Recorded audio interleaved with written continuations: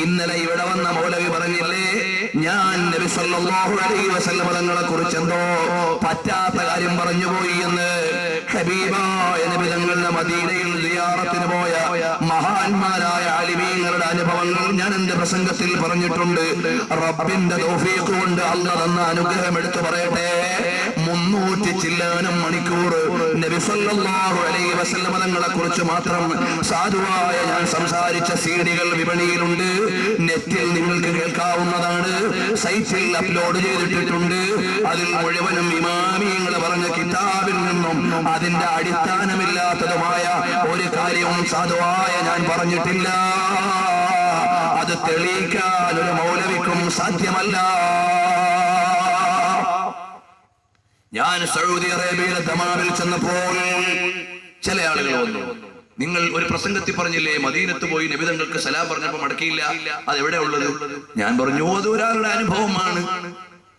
ഒരാളുടെ അനുഭവം എന്നോട് പറഞ്ഞു, ഞാൻ അറിഞ്ഞു, അത് ഞാൻ പ്രസംഗത്തിൽ ഉദ്ധരിച്ചു. അതങ്ങനെ പറയാൻ പറ്റുമോ എന്ന് ചോദിച്ചുകൊണ്ട് കുറെ ആളുകൾ വന്നു. അയാൾക്ക് ഞാൻ അവിടെ വെച്ച് മറുപടി പറഞ്ഞു.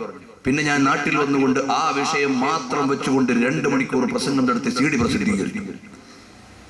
എന്നിട്ട് ഇപ്പോൾ 2-3 ആഴ്ച മുമ്പ് ഒരാള് വീണ്ടും സൗദി അറേബ്യയിൽ നിന്ന് വിളിച്ചിട്ട് ചോദിച്ചപ്പോൾ ഞാൻ അതിന്റെ ന്യായങ്ങൾ പറഞ്ഞു കൊടുക്കുകയും അതുപോലെ തന്നെ പ്രസംഗം ഇറങ്ങിയിട്ടുണ്ടെന്ന് പറയുകയും ചെയ്തു. അതിന്റെ കുറച്ചു ഭാഗം കട്ട് ചെയ്തിട്ട് ഇപ്പോൾ നെറ്റിൽ പ്രചരിപ്പിക്കുന്നുണ്ട്. എന്റെ ഫോൺ സംഭാഷണം. മൗലവിമാരെ, നിങ്ങൾക്ക് ആശയം വെച്ച് പറയാനില്ലെങ്കിൽ ഞങ്ങൾ പറയുന്ന പ്രസംഗം അതിന്റെ ആശയങ്ങൾ മാറ്റിക്കൊണ്ട് നിങ്ങൾ പ്രചരിപ്പിക്കേണ്ടതുണ്ടോ? ആ ക്ലിപ്പിനെ അടിസ്ഥാനപ്പെടുത്തി മാത്രം ഞാൻ സംസാരിച്ച സീഡിയുണ്ട്.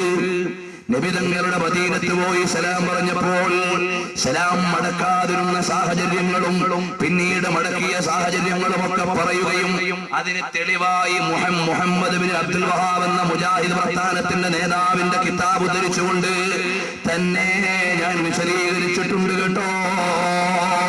നിങ്ങളുടെ തുറുപ്പ് ചീട്ടുകൾ കൊണ്ട് ഞങ്ങളുടെ പ്രസംഗം അവസാനിപ്പിക്കാൻ സാധ്യമല്ല. ഞങ്ങൾ ഇവിടെ ഇറങ്ങിയത് റസൂലുള്ളാഹിന്റെ മദ്ഹ് പറയാനാണ്. റബ്ബ് ആയുസ് തരുന്ന കാലം വരെ ഹബീബിന്റെ മദ്ഹ് പറഞ്ഞ് ഞങ്ങൾ ജീവിക്കും.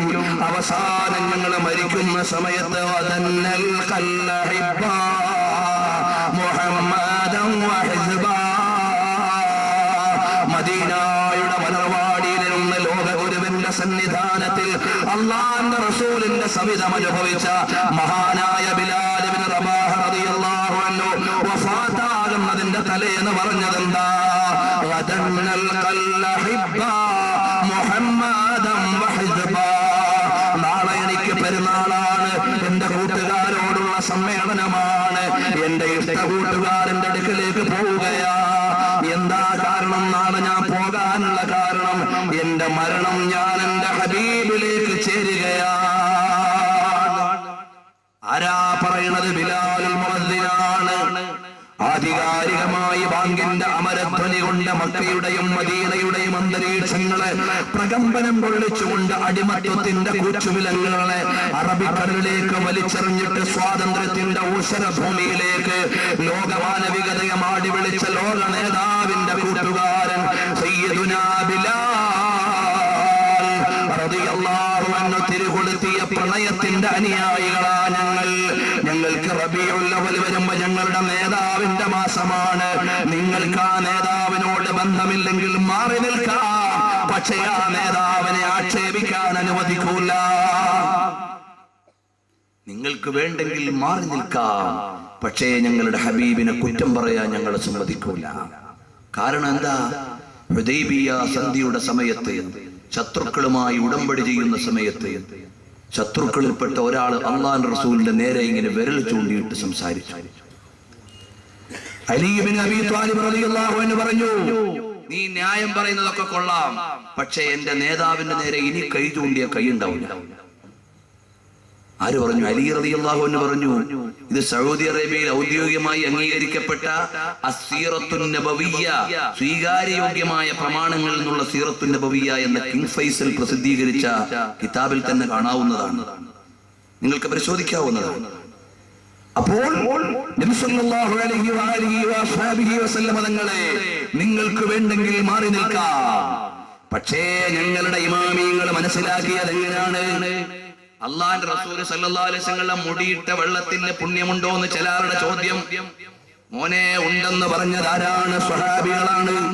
ഉമ്മു സലമ റളിയല്ലാഹു അൻഹയാണ് പറഞ്ഞത്, ഞങ്ങൾ അവിടുത്തെ തിരുകേശമിട്ട വെള്ളം ഉപയോഗിക്കാറുണ്ടെന്ന്. അതുപോലെ തന്നെ നബി സല്ലല്ലാഹു അലൈഹി വസല്ലം തങ്ങൾ ഒളുവെടുത്ത വെള്ളത്തിന് വേണ്ടി സ്വഹാബികൾ തിരക്ക് കൂട്ടുമെന്ന് ഇമാം ബുഖാരി ഉദ്ധരിക്കുന്നുണ്ട്. കാദൂ യഖ്തഫിലൂന ഫീ വുദൂഇഹി. നബി തങ്ങൾ ഒളുവെടുക്കുമ്പോഴേക്ക് സ്വഹാബത്ത് തിക്കും തിരക്കും കൂട്ടിപ്പോയി. ഒളുവെടുക്കുന്ന വെള്ളം നിലത്ത് വീഴാറില്ല. അത് സ്വഹാബത്ത് ഒപ്പിയെടുത്തു പോയി. അതാ സ്വഹാബികളുടെ ഈമാൻ. നിങ്ങൾ ആലോചിച്ച് നോക്കൂ, സ്വഹാബികൾ എങ്ങനെയാ?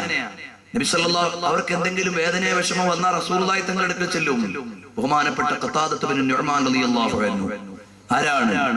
ഖതാദത്ത് ബിൻ നുഅ്മാൻ റളിയല്ലാഹു അൻഹു അതാ ഉഹദ് യുദ്ധത്തിന്റെ സമയത്ത് നബി സല്ലല്ലാഹു അലൈഹി വസല്ലം തങ്ങളുടെ അടുക്കൽ നിൽക്കുകയാണ്.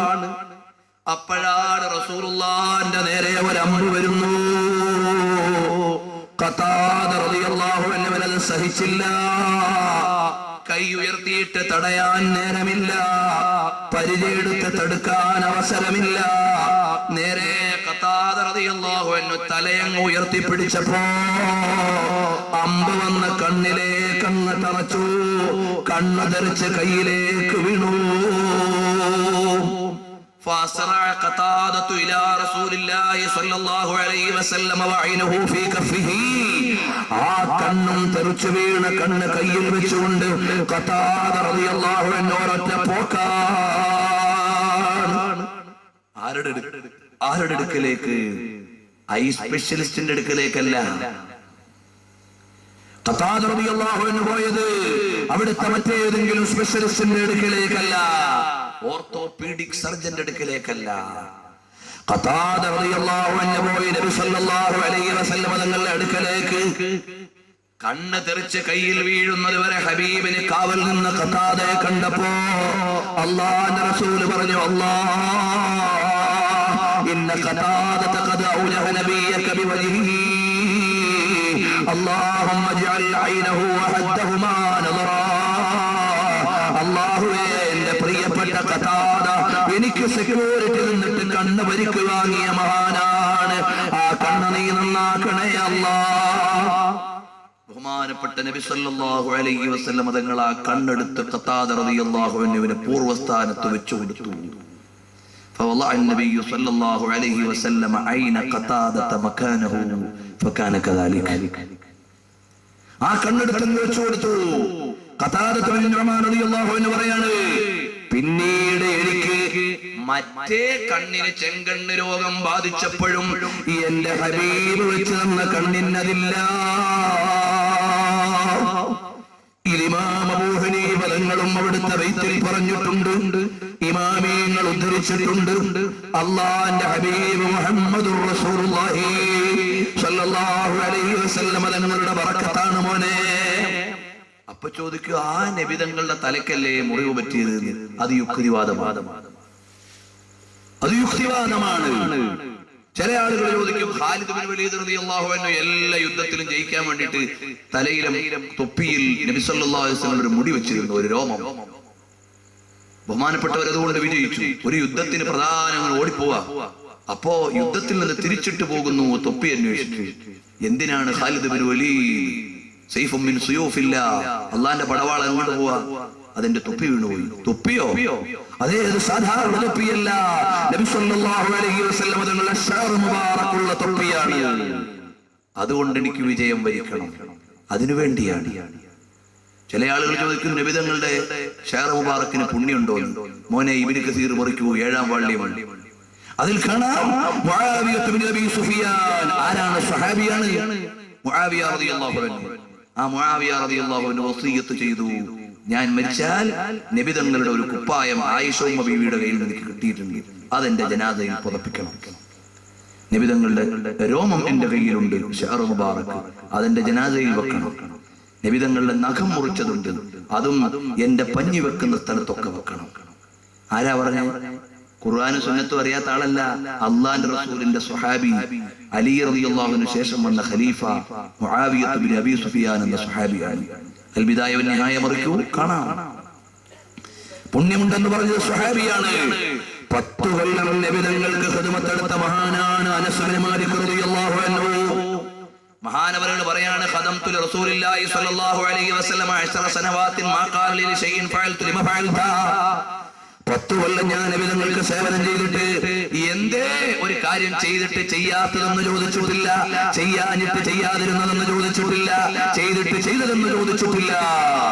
അത്രയും നല്ല സ്വഭാവത്തിന്റെ ഉടമയാണെന്ന് നബിതങ്ങളെ കുറിച്ച് പറഞ്ഞ 10 കൊല്ലം കൂടെ സേവനം ചെയ്ത അനസ് ഇബ്നു മാലിക് റളിയല്ലാഹു അൻഹുവിന്റെ കയ്യിൽ നബിതങ്ങളുടെ ചെറിയൊരു വടിയുണ്ട്, ഹബീബിന്റെ ഒരു മുടിയുണ്ട്. അനസ് റളിയല്ലാഹു അൻഹു പറഞ്ഞു, ഇതൊന്നും എനിക്ക് വേണ്ടാന്ന്. അനസ് റളിയല്ലാഹു അൻഹു പറഞ്ഞു, ഞാൻ മരിച്ചാൽ ആ ഷഅർ മുബാറക്കിന്റെ നാവിന്റെ അടിയിൽ വെച്ചിട്ട് എന്നെ ഖബറടക്കണം. നബി സല്ലല്ലാഹു അലൈഹി വസല്ലം ഉപയോഗിച്ച ആ വടിയോ എന്റെ ജനാസയുടെ ചാരത്ത് വെക്കണം. എന്നിട്ട് അനസ് റളിയല്ലാഹു അൻഹു പറയാണ്, നാളെ ഞാൻ മഹ്ശറിൽ വരുമ്പോ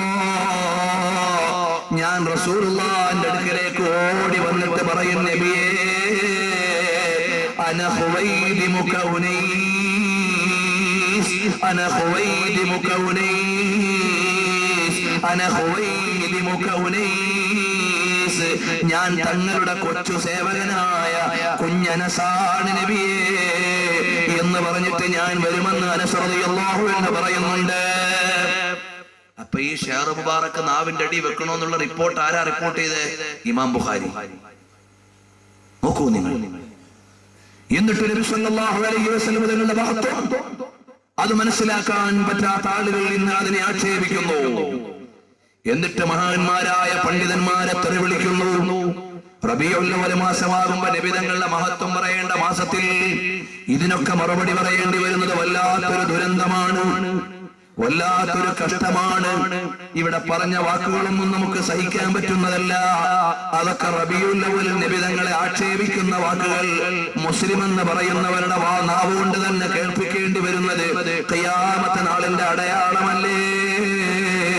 എന്റെ ഈമാനുള്ള ഉമ്മമാരെ, ഈമാനുള്ള പെങ്ങന്മാരെ, ഈമാനുള്ള ജ്യേഷ്ഠന്മാരെ, നബി സല്ലല്ലാഹു അലൈഹി വസല്ലം തങ്ങളുടെ മഹബത്ത് വെച്ചോ, എന്നിട്ട് റസൂലുള്ളാഹി തങ്ങളുടെ സുന്നത്ത് അനുസരിച്ച് ജീവിച്ചോ.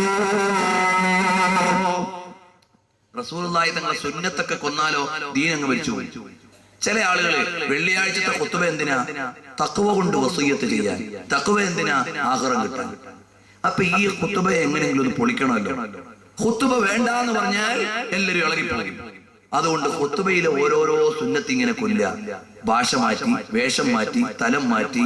ഇനി പെണ്ണുങ്ങളും കൂടെ ഖുത്ബ പോകുന്ന കാലം വരും. ആമിന വധൂത് അങ്ങനെ ആവശ്യപ്പെട്ടത് വേണ്ട. അപ്പൊ എന്തായി? ഖുത്ബ മരിച്ചുപോയി. ഖത്തീബ് എങ്ങനെ വരണം? നല്ല പ്രൗഢിയുള്ള ഇസ്ലാമിക വേഷത്തിൽ വന്ന് ഇത്തഖുല്ലാഹ് എന്ന് പ്രഖ്യാപിക്കണം. ഇതാണ് ഖുത്ബയുടെ പ്രൗഢിയും ബഹുമാനവും. അപ്പൊ ഇതിനെ കൊല്ലാൻ എന്ത് ചെയ്തു? അതാ അതിന്റെ ഭാഷ മാറ്റി.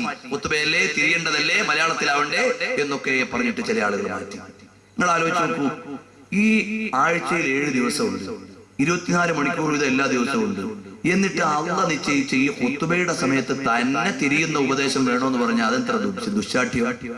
ആ 5 മിനിറ്റ് തന്നെ ഞങ്ങൾക്ക് വഴുത് കേൾക്കണം. അതിന് മുമ്പോ അതിന് ശേഷമോ ഒക്കെ പറ്റിക്കൂടാ, ഞങ്ങൾക്ക് ആ സമയത്ത് തന്നെ കേൾക്കണം എന്ന് പറഞ്ഞിട്ട് മിമ്പറുകൾ രാഷ്ട്രീയം പ്രസംഗിക്കുന്ന വേദികളാക്കി കളഞ്ഞു. തിരുവനന്തപുരത്തൊക്കെ മലയാളത്തിൽ ഒത്തുമടക്കുന്ന പള്ളികളിൽ തനി രാഷ്ട്രീയ പറയുന്നു. ഒരു വെള്ളിയാഴ്ച പറഞ്ഞതായി ഞാൻ അറിഞ്ഞത് രാംദേവിനെ കുറിച്ച് ഇത്തഖുള്ള എന്ന് ജനങ്ങൾക്ക് പറഞ്ഞു കൊടുക്കേണ്ട സമയത്ത് അങ്ങനെയൊക്കെ രാഷ്ട്രീയ പ്രസംഗങ്ങളായി മാറി. ആരാണത് നഷ്ടപ്പെടുത്തിയത്? സാക്ഷാൽ ഇസ്ലാമിന്റെ വിരോധികൾ എന്ന് വിളിക്കേണ്ട